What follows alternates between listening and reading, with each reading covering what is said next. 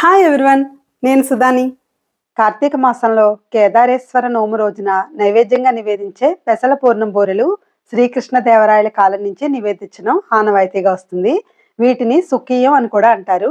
ఈ పెసల పూర్ణం బూరెలు చేయడం చాలా చాలా ఈజీ. అస్సలు నూనె ఎక్కువ పీల్చకుండా చక్కగా మన అమ్మమ్మలాగా చేసేయచ్చు. అద్భుతమైన రుచితో ఉండే ఈ బూరెల కోసం ముందుగా స్టవ్ మీద కడాయిలో ఒక గ్లాసు పెసలు వేసి లో ఫ్లేమ్లో లోపల వరకు వేగేలాగా కలుపుతూ నిదానంగా మంచి వాసన వచ్చే వరకు వేయించుకోవాలి. కనీసం 10 నిమిషాలు వేయించాక ఇలా చక్కగా వేగి రంగు మారాయి. ఇప్పుడు స్టవ్ ఆపేసి వేడివేడిగా ఉండగానే ములిగేలాగా నీళ్లు పోసి 4 గంటలు మూత పెట్టి నాననివ్వాలి. అలాగే పైన తోపు కోసం ఒక గ్లాసు పొట్టు మినపప్పు నీళ్లు పోసి 4 గంటలు నానబెట్టుకోవాలి. దీనిలో కలపడానికి 2 గ్లాసుల బియ్యం కూడా తీసుకొని నీళ్లు పోసి వాటిని కూడా 4 గంటలు నానబెట్టుకోవాలి. 4 గంటల తర్వాత బాగా నానిన పెసలు 2-3 సార్లు కడిగి కుక్కర్లో వేసుకొని ములిగేలా మాత్రమే నీళ్లు పోసుకొని 3 విజిల్స్ వచ్చే వరకు ఉడికించుకోవాలి. మరీ ఎక్కువ నీళ్లు పోసేస్తే ఉడికినా ఇంకా నీళ్లు ఉండిపోతాయి. అలాగే నానిన పొట్టు మినపప్పు బాగా కడిగి గ్రైండర్లో వేసి ఇడ్లీ పిండిలాగా రుబ్బుకోవాలి. ఈ పిండి తీసేసి పక్కన పెట్టుకొని అప్పుడు బియ్యం కూడా కడిగి వేసి మెత్తగా గ్రైండ్ చేసుకోవాలి. ఇలా విడివిడిగా గ్రైండ్ చేసుకొని అప్పుడు కలుపుకుంటే బూరెలు చల్లారిన తర్వాత కూడా గట్టి పడకుండా మెత్తగా చక్కగా ఉంటాయి. బియ్యం పిండి రుబ్బు కాస్త మెత్తగా మొరుంగా ఉండగానే తీసేసుకోవాలి. ఇప్పుడు బాగా ఉడికిన పెసలు కాస్త పప్పు గుత్తితో కానీ గరిటతో కానీ కాస్త నలుచుకోవాలి.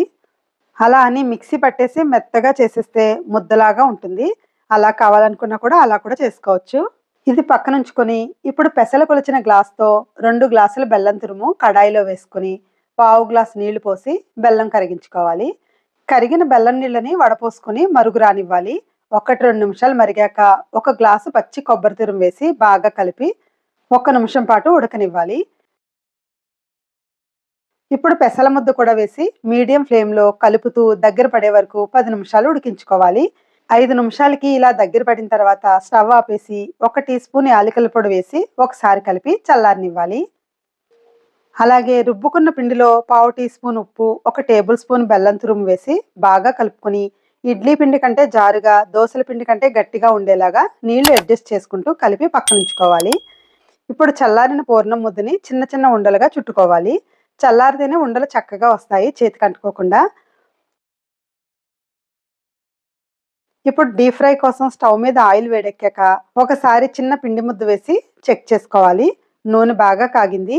ఇప్పుడు ఫ్లేమ్ని మీడియంలో పెట్టుకొని పూర్ణాన్ని పిండిలో ముంచి 2 వేళ్లతో పైకి తీసి ఆయిల్లో దగ్గరగా పెట్టి బూరెని ఆయిల్లో వదలాలి.